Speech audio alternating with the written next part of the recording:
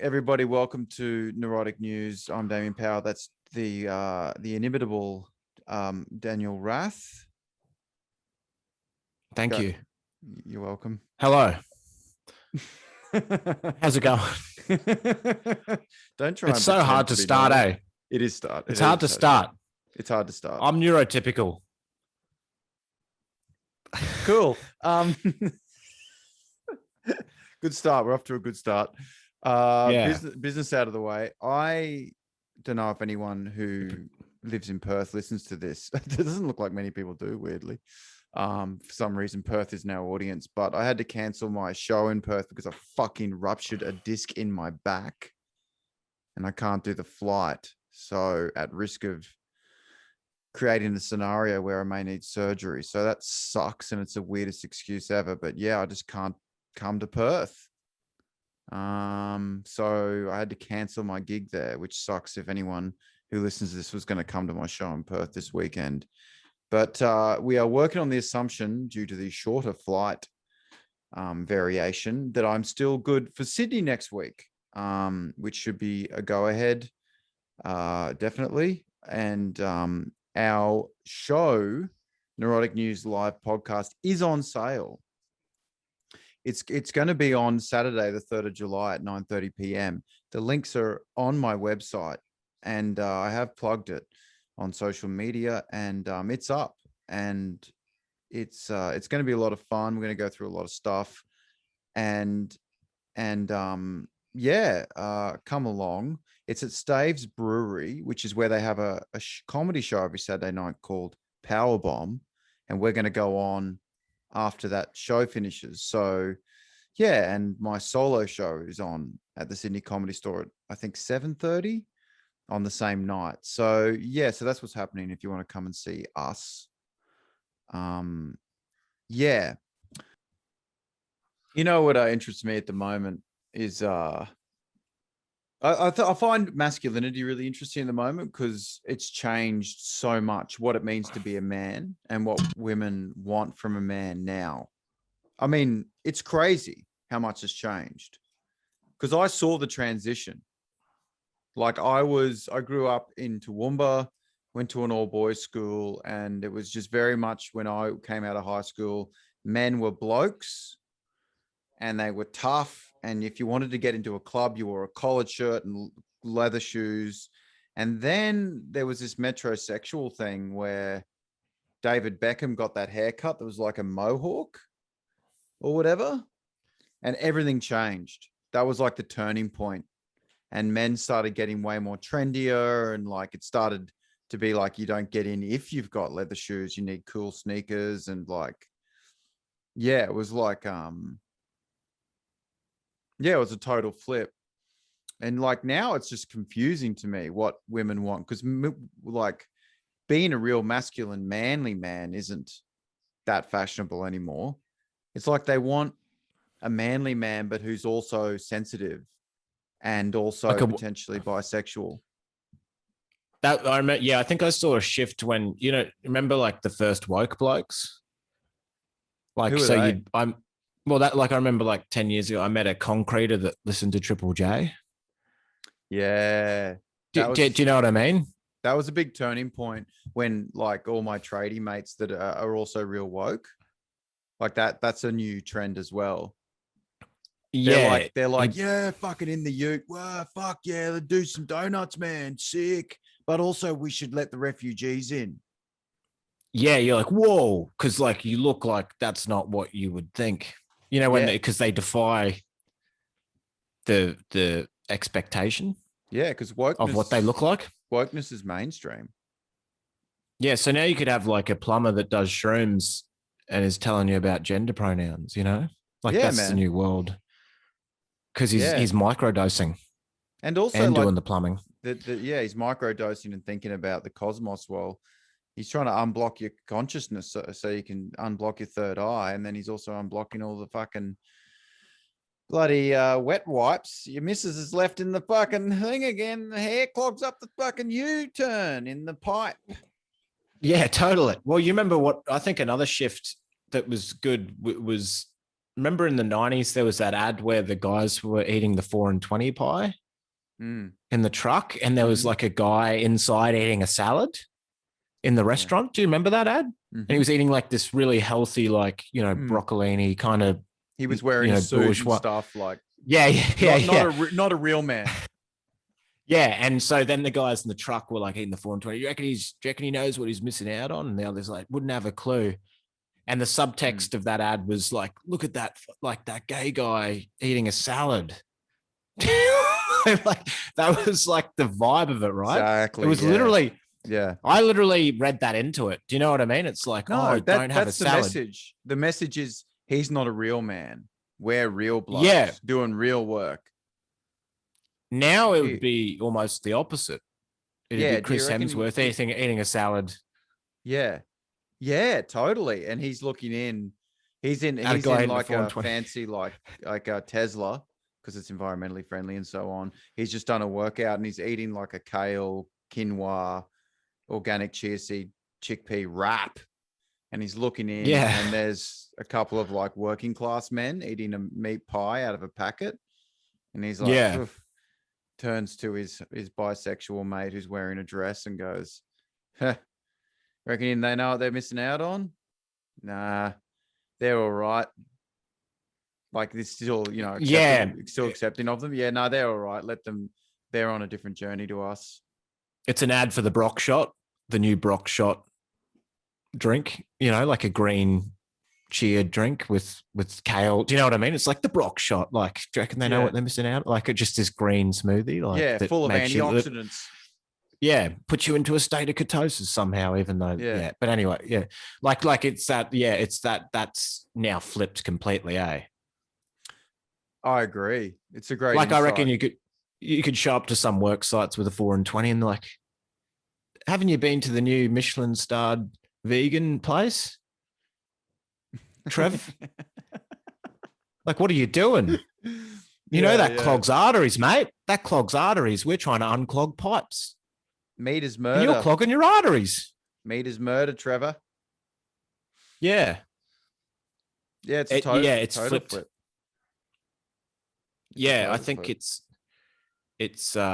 you couldn't do that ad now, the 4 and 21. The Chris Hemsworth's a great embodiment sort of what I think masculinity is now, which is tough man, like a real man, but also likes to get pegged by his CEO wife. Yeah. Like his wife is a power broker for Ernst & Young, geopolitical merger, corporate acquisitions, and she's pegging her action hero husband. Yeah. And he's apologizing. Yeah. Sorry, please. Thank you. He's apologizing because he didn't get the butt plug in quick before to prepare. Yeah, exactly. That's the new age relationship. Man strong, but not too strong. Also secretly likes to be pathetic and so on, and kind of vulnerable and like feminine and sort of gay. Like I think women would like a man who's masculine and gay, but obviously enjoys sex with women as well. I think they want, like Liam Neeson in the streets and RuPaul in the sheets or something. They want that makes no sense. The kind of vibe of like a bisexual lumberjack, strong man who's in touch with his feelings and earns about 18 million a year. It's like they want, because you watch Taken or whatever. You know those movies where it's like, I'm gonna fucking find you, I'm gonna kill you. Like you watch those films going like they want someone to do that, like to like have a passport and be able to go to Egypt and like kill a trafficker for them stealing you. Yeah, for them. But at the same time, enjoy being pegged at home. So, but that's the problem. If you go out with the Liam Neeson Taken guy, he's gonna like flip over tables at restaurants on your 10th anniversary as well. Yeah, that's right. Yeah, you can't have your cake and eat it too. Like you can't have that guy. but I think it's that paradox of choice thing as well, isn't it? Like we're paralyzed by so many options, that hybrid of everything where it's like, you know, you can get everything in one is the illusion. Right. It's like the beer. We want beer with no carbs. Yeah. And we want like ice cream with no sugar. It's like we want the good thing and the bad thing. Like we want a man who's like a centaur in that he's half manly man and half like queer, feminine kind dancing of at the bottom. Yeah. But the problem is, yeah, you can't get that in one mix. No. You because, get like a yeah, feminine man, or you get like a masculine strong dude. Or you get the woke bloke, which is the hybrid sort of, where they do have both. Yeah, we do get that both is common now in the kind of gym community. It's this weird, like you see it on Instagram. They're like guys that are super ripped, but they're really almost quite feminine in their rippedness. Like you wouldn't look at Schwarzenegger and go, he's feminine. But the modern day rip guys, like I saw one of the Gold Coast, ran into this, he's just a dude lining up, and he started talking to me about philosophy, and he was ripped with a six pack. Going like, yeah, well, you know, life's a journey, man. You got to focus on the journey, not the end. And it's like, mate, you've just been fucking drinking creatine and and doing you know, deadlifts. Yeah. And now you're talking to me about Socrates? Yeah, because philosophers were supposed to have a walking stick and like multiple sclerosis and stuff. Do you know what I mean? They're supposed to be these enfeebled, like, I told you that's what, like, like Nietzsche wasn't fucking deadlifting. Yeah, like, I wouldn't trust him. Would you trust a philosopher? She's like, what should I do with my life? And he's like fucking making a protein shake and saying like, eat more kale. But when you've done eating more kale, have a think about, you know, what your real goals are in life. It's like you go into a like you go to a sauna these days. It sounds like a Joe Rogan podcast in there, you know? Yeah. It's like some ripped guy talking about how he's selling like a protein supplement. Yeah. Or whatever, you know? Like it's this weird. Yeah, it's so true. Hey, it's like, yeah, you go to the gym now and you can tap someone on the shoulder and be like, hey, bro, what do you think about Carl Jung and his fucking insights into philosophy, you know, psychology?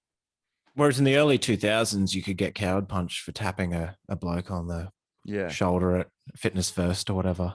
Yeah, I reckon coward punch, you know what I mean? Gone out of fashion for that reason. Yeah, now it's,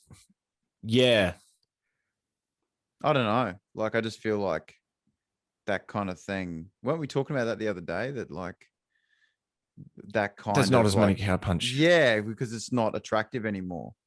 Whereas there was a time when a woman would want a guy to fight for them. I remember girls saying that when I was in my early 20s.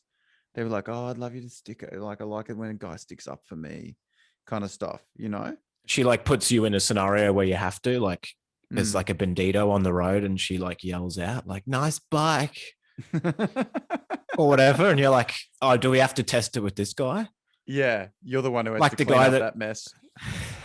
Like the drug mule for the banditos on Broadbeach. Do we have to test that on the highway now?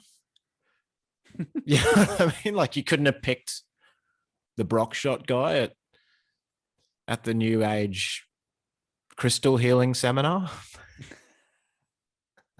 Yeah. The guys like they have to go to level 7. Like, yeah, you couldn't pick the guy who believes we're all one. Yeah. You know, we're not going to fight each other. You have to pick Tony Soprano or whatever. Like, yeah, you know, it just kind of interests me a bit. Like I went and did some gigs in Asia pre-COVID, and yeah, I went to this Thai comic, took me to his like village where his like whole family lives, a sustainable like village where they're farmers, is very poor, but they have a great sense of community. And there was just this old, his granddad was still alive, like, yeah, you talking about the world, going, we, you know, we live here as one big family together. We don't have much, but we're very happy. We have community, belonging. We don't need phones or TV. We don't have any of that. We've got each other. Everybody very peaceful, happy. The modern world makes everyone unhappy. And I was just like, shut the fuck up, you old cunt, because you don't know what it's like. You know what I mean? Like, have you ever, like, before you don't judge, like, have you ever sat do you know what it's like to have unlimited porn? Like, that's tailored to your fetish? Have you ever edged for 7 hours and instead of, like, even though you don't want to, because you found out there's an ointment that you can use to heal the blister on your foreskin? Yeah. Like, because, you watch those, like, wellness like some old guy that's like 94 from Sardinia. Like, he's like, I make a garden, I pick a dandelion and I eat the nutrients from my own garden. I feed a village. The village is come together for the dinner. It's like, have you ever raced a menu log driver and an Uber Eats driver to see who can get there quicker? No. Because you just got JobKeeper? Yeah. Yeah, you haven't experienced that, have you? Have you ever asked a friend out to lunch just to work out whether you're still friends or not? Because you're in a perpetual state of confusion and alienation because you live alone. You don't even feel like grilled, but you just want to prove that they don't hate you. And then they turn up and you're like, do we even need to eat the zucchini chips? Yeah. You said, no, I wake up and I stupid fuck. You stupid fuck. Do you ever just have trouble sleep, like an entire society just perpetually having trouble sleeping because they've just got so many screens, nobody ever sleeps and their heads are all fucked and everyone's mentally ill. So the government spend $1 billion on mental illness because we feel so isolated. So, I don't care. It's like, no. I get the grapes and I jump on them with Giuseppe. We get the grapes by hand. By hand, we take them and we put them, and the whole family get on the grapes. And we make the wine by that. It's our fucking feet. The family do it together. We hold hands. We piss in the grapes. We drink our piss as a family. And then we have a sauna naked. Everybody together. Yeah. Like, you've been on Tinder. Do you know what I do? I go to an infrared. Do you ever been to an infrared sauna and bought a Time magazine? And read it alone, and it melts in your hand because you're alone. Yeah, exactly. The heat gets the sweat all over the ink. Get on Tinder. You're covered in ink. Get on Tinder, you old cunt, and swipe through 80 people, and then have one person reject you. If you've never been rejected by choice, get rejected by 400 women, and using a dating app. See how that feels. And then drink your little espresso that's all black. That little espresso thing. Yeah. Play chess for 8 hours, or I tell you what, go out to a nightclub where the music's so loud it's impossible to actually connect or talk with anyone. I played chess for 8 hours with Mario. It's like, have you ever fucking played Tetris while watching Braveheart for the 4th time because you can't pick a movie, even though there's so much good content out there these days? Yeah. Have you ever sat there just paralyzed by the sheer amount of choice in the fucking sauce aisle at the supermarket? No, we make our own sauce. Yeah, but what if there's so many different fucking sauces, mate? You can go home and make your fucking lonely meal.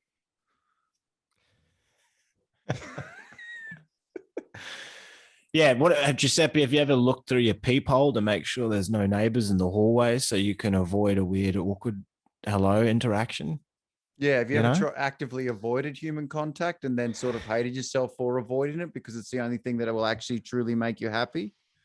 No, just Giuseppe waits until the village is packed with people to go for his daily stroll to get his glass of homemade syrup, good for the bones. Yeah. Yeah. Try codeine, mate. You ever been addicted to codeine that you get off your mate? Your drug dealer, have you ever tried, and you can't shit for days because you're addicted to endone. You're an opioid addict. You ever been an opioid addict? Have you ever had to go onto an encrypted website to try and get Valium because your doctor doesn't believe you anymore and he's trying to give you on beta blockers but no one ever has wanted them, so you don't trust it? because it just makes your heart go slow, but you want your thoughts to stop. You can't. No, but you don't understand. We live in the village. We don't need the anxieties. Not that we have each other. It's not a problem. I've never had the problem sleep ever. I'm so tired from the community. After a hard day's work from the community. Yeah. Yeah. It's good, is it? Yeah. Ever gotten one star from an Uber driver because you just put your headphones in and you don't speak, and they just drive you around so you can go be miserable in a different area?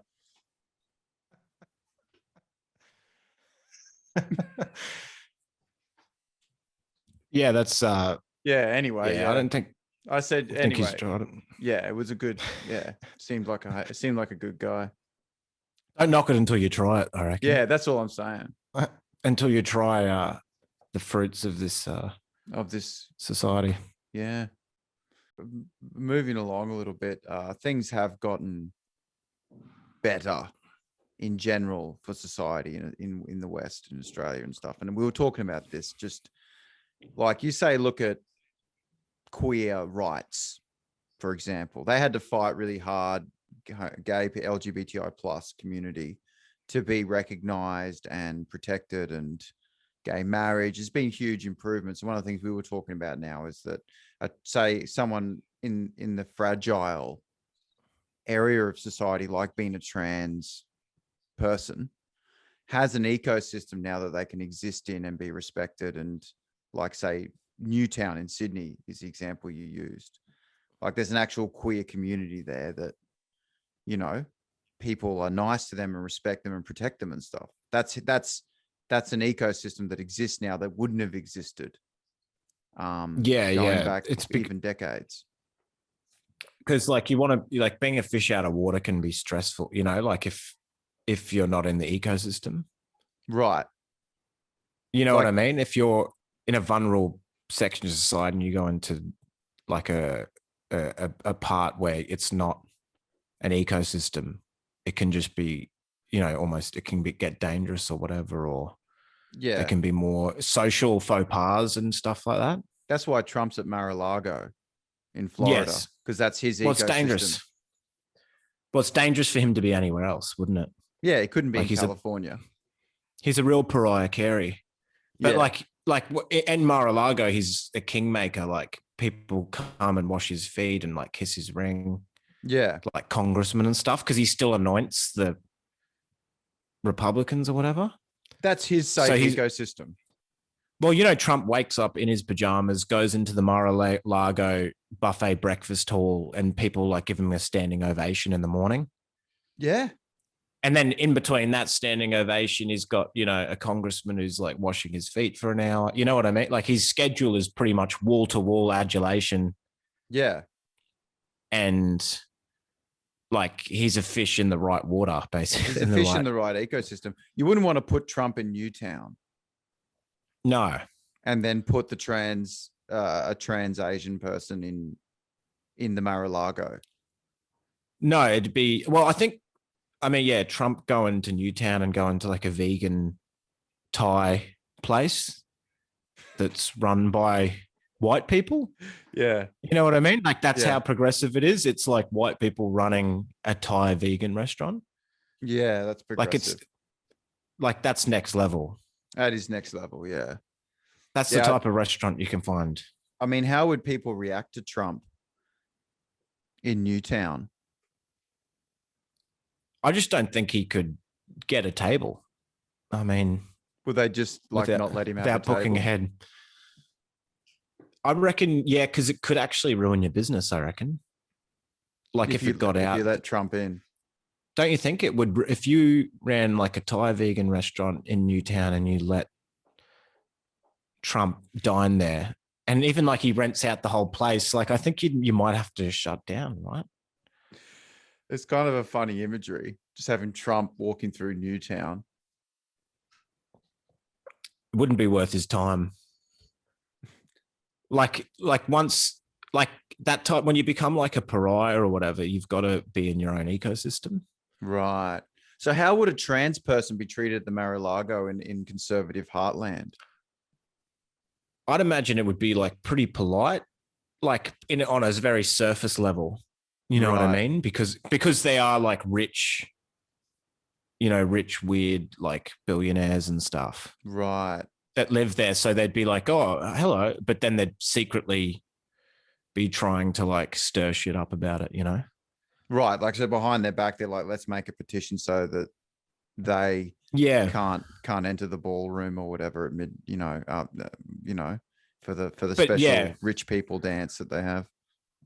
I think, they wouldn't let them come to the Eyes Wide Shut party at night or whatever, because it'd make it weird for them, or, there'd be some secretive change.org petition, because like that's how far society's come, that even like rich billionaire conservative people have to kowtow to some kind of social mores or whatever. Yeah, I agree. Yeah. So even like the most like right-wing rich blowhard has to kind of have some kind of appearance of civility. Yeah, there'd be a lot of complaining behind closed doors. It's definitely out of the ecosystem that you want to be in.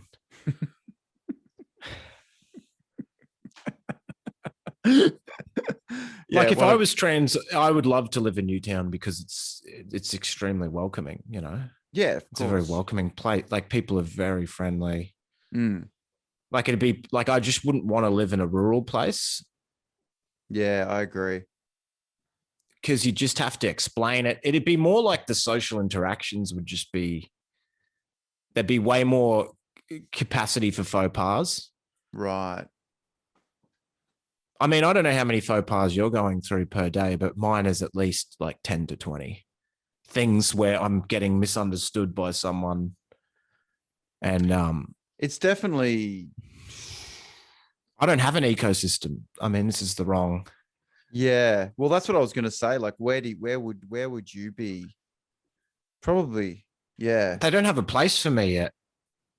They don't have a place to put me. I did like the emphasis on yet. Well, they might be working on a facility, I heard. Sort of an ecosystem where people like me can thrive. But it's just like, I don't think I'm in the right ecosystem now. Like, well, do you think that like when robots come more prevalent, that there would be an ecosystem for you then? For me. Yeah. Where they'll, I think so. Yeah.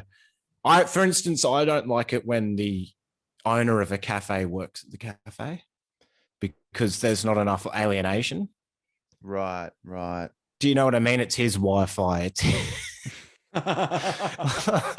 like it's all his skin in the game, so he resents you more. He resents you when you just come in the morning. Or she. Women can own in your pajamas now too. Yeah, you come in your pajamas and just nurse a long black for 4 hours while you write, and they're just like, great. I told you that. I don't know if we've said this before on the podcast. A guy in Perth, funnily enough, said to me, he's a POM. He's like, all right, come in, nurse your fucking coffee, do you? Just started like fully confronting me about just sitting in his cafe writing, going, oh, we add up the water and the power to your laptop. It's not worth it for me, mate. Fuck, it filled me with rage. You just like basically asking me to leave because I wasn't ordering enough shit. That's a great example. Because if, say, that's not going to happen at Starbucks, is it? Have you ever been reprimanded at Starbucks? No. Because there's a nice corporate alienation where they just wouldn't dare say something to you. Do you know what I mean? They've got no skin in the game. You can go to Starbucks with your own sandwich and ask for tap water and they serve. Yeah. I know that works, but but the other thing is, like, if you've ever been to, that's the more corporate alienation, the better. Like I went to a function, like, like one of those things where it's just friends and stuff, family friend or whatever. And there's like a buffet thing, but it's set up. It's not like the Sheridan, it's people, Right. But anyway, I was like putting meat onto like duck onto my plate. And I just put heaps of duck. And this guy was like, got enough duck? Oh my God. Because I think he'd brought the duck or whatever. So he was protective of it. He's got. I'm just saying that it doesn't happen at the Hilton. Right. Because the employees don't care. They don't give a fuck. That's what robots bring on another level. Yeah. Do you think a robot's going to be like, you have been using the Wi-Fi? They wouldn't dare. You have been nursing a cappuccino for this long, and I pay for the electricity bill of your laptop, and also you drink all the tap water. Yeah. It'll just be nice alienation, hopefully. I don't need human interactions. But I want to tell you a story that happened to me that's true. I was finished up at an open mic in Newmarket in Brisbane. This is a 100% true story. And I'm finished for the night and I'm walking out the door, and down the stairs across the street, I notice an African man, like looking quite edgy. And he walks towards the pub and up the stairs towards me. And I'm like, what the fuck is this guy doing? It just seemed weird energy. And he goes, please, brother, please. This is verbatim. I wrote it down at the time. Please, brother, please. This isn't a country where you should have to beg, but I'm starving and I need food. This is 100% true. He goes, I'm starving and I need food, please.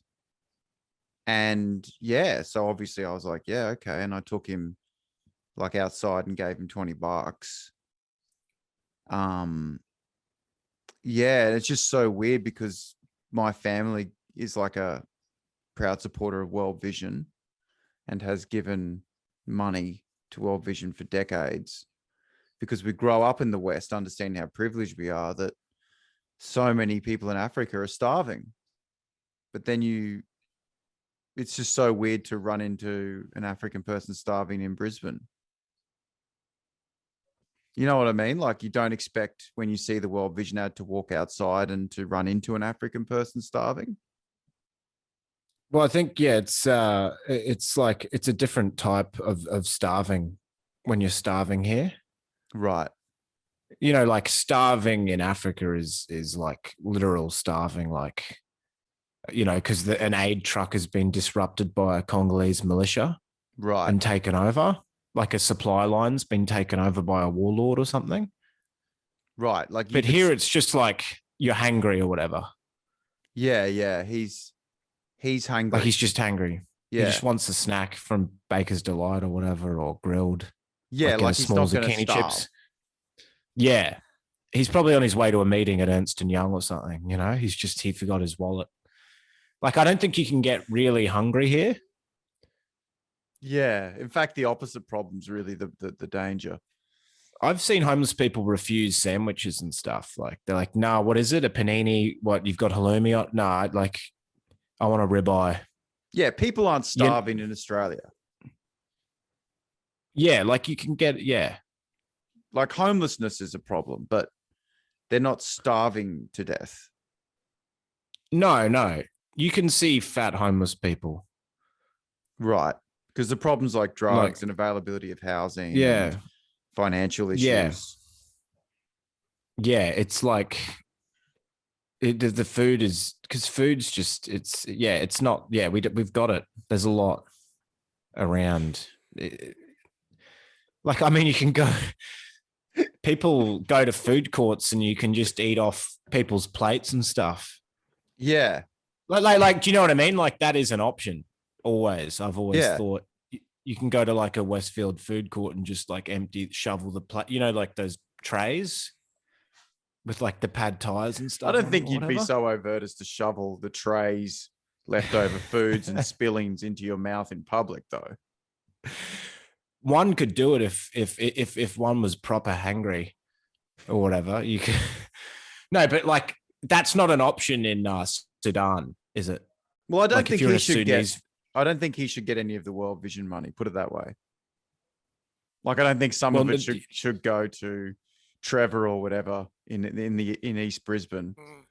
No, it should be geopolitically distributed. Yeah, assigned on a geographical basis, not just on an ethnic basis. Well, then it's just going to be all out of control. It's 100% true story. And then weirdly, I ran into two junkies when we walked out to get food or whatever. I just gave him the money. I don't think it was for food. I think he was either having a mental episode or there were drugs involved or something. But then we ran into two white junkies and they were like, and then he bummed a cigarette off them. And yeah, it was really weird because then they wanted money. And it's like, well, I already gave it to the African dude. Kind of takes preference, you know? Yeah, in Maslow's hierarchy of needs, that's sort of one level above. Yeah, you've got the racial kind of thing. You know what I mean? Like, because, well, like if he's come from Sudan or you know, like a war-torn, that's different from growing up in like a caravan park in Ipswich. Yeah, it's like you still got to watch The Simpsons growing up, even though there was someone yelling at you and throwing like a frying pan across the caravan or whatever. Yeah, well, there was no warlord of the caravan park who came and just cut everyone's hands off that day. You know what I mean? Because they were just trying to, unless maybe a stepdad gone awry or whatever. Yeah, I do like the idea of a warlord of a caravan park. Yeah, they should have warlords at different caravan parks that fight each other. Yeah, the Palm Beach Caravan Park versus Burley Heads. Yeah, because they've got the vibe wars. They've got the vibe of a warring clan, haven't they? A caravan park. But they got to what they still watching The Simpsons and shit when they were growing up. Yeah, you're right. Like poverty in the West isn't as bad as poverty in, say, a war-torn African country where warlords have actually cut off the supply of aid. Yeah. You know, whereas this guy's like, it's funny because he was like literally running. Like he was like almost like, I'm going to starve to death tonight. If you don't, I think he just wanted money. But no, I think people do say that. Like people go, I'm starving to death over here. Like as a sort of turn of phrase almost. Yeah. Like I've seen people just be like, I'm starving to death over here. My God. I'm but it's still like they're in a 12-hour window of having had like a curry or something, you know? Yeah. Like nobody starved to death in Australia. Well, if you had no money, you could just, go into a bin or a dumpster dive or just go to Woolworths and, you know.